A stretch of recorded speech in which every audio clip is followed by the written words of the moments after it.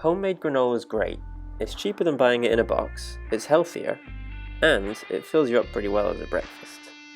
And sure, it doesn't taste bad, but let's be honest, it's usually not good enough to make you want to make it over and over again week after week. So let's look into fixing that by making it a bit less healthy and more indulgent. Grab a large bowl and pour in 500 grams or 4 cups of oats, 100 grams or 3/4 of a cup of soft brown sugar, a big teaspoon of cinnamon, a teaspoon of cardamom, and a large pinch of salt. Give that a quick mix and set it to one side while we prepare our other fillings.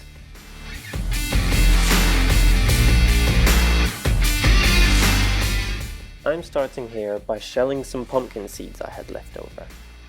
You can add pretty much anything you want though.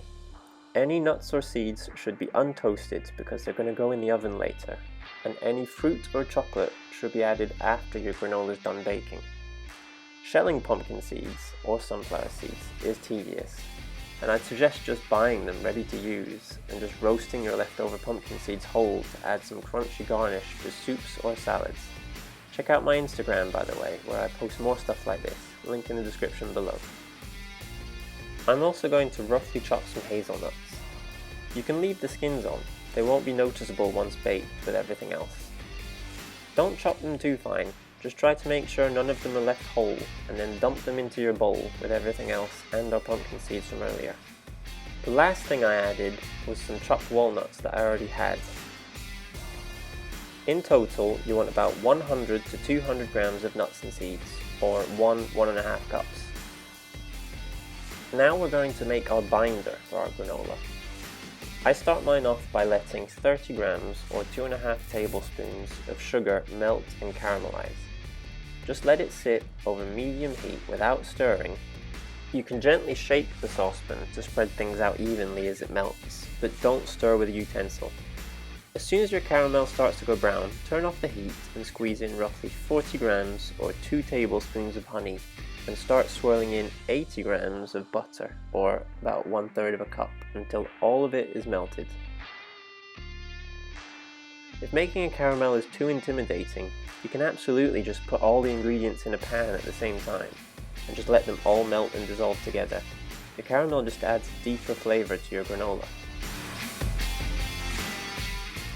Pour your butter mixture onto your oats and mix thoroughly to make sure everything is properly coated. Then spread out your granola onto a greaseproof lined baking tray.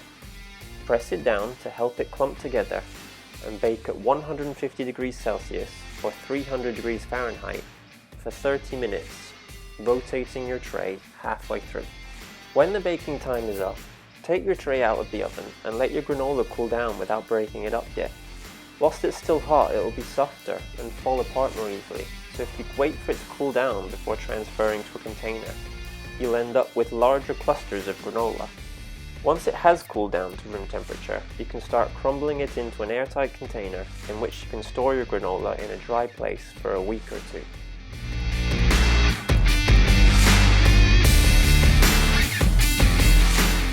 So what if you don't have time for breakfast before leaving the house?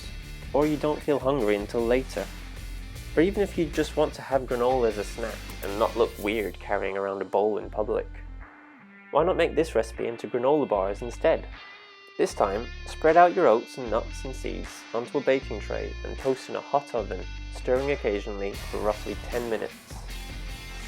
Whilst they toast, combine all the other ingredients, the brown sugar, cinnamon, cardamom, salt, white sugar, butter and honey, this time adding an extra 20 grams or 1 tablespoon of honey, in a pan and heat until everything is melted together. Pour this mixture over your toasted oats, stir it all together and spread everything out into a rectangular baking dish lined with greaseproof paper. In this video, I'm only making a half batch. If you're using the 500 grams of oats, you'll need a bigger dish than mine. Pat everything down with a spoon at first, then place another piece of parchment over the top and keep pressing down as firmly as you can for up to a minute even to make sure everything is compact as possible. This will make sure you end up with chewy granola bars that don't fall apart once we cut them. Let that chill in the fridge for at least 1 hour. After mine were chilled, I decided to add a layer of chocolate. I just melted about 70 grams or half a cup of dark chocolate in a bowl in the microwave for 30-second intervals, taking the bowl out and stirring in between each 30-second blast. Spread out your chocolate evenly over your chilled granola. You only want a thin layer. Then cover it without touching the surface and let that set at room temperature.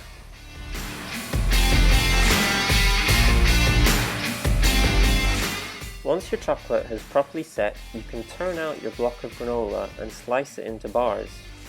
If you didn't add the layer of chocolate, just lift the dish out of the fridge about 1 hour before you want to cut the bars, or else it'll be too solid.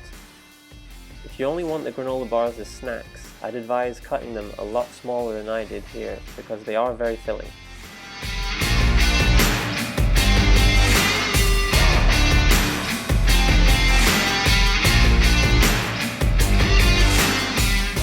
And there you have it. I hope you enjoyed the video and give this one a try for yourselves. If you do, I'd love for you to let me know, and if you want to help me out, leave a like and subscribe to my channel for more videos, and I'll see you next time.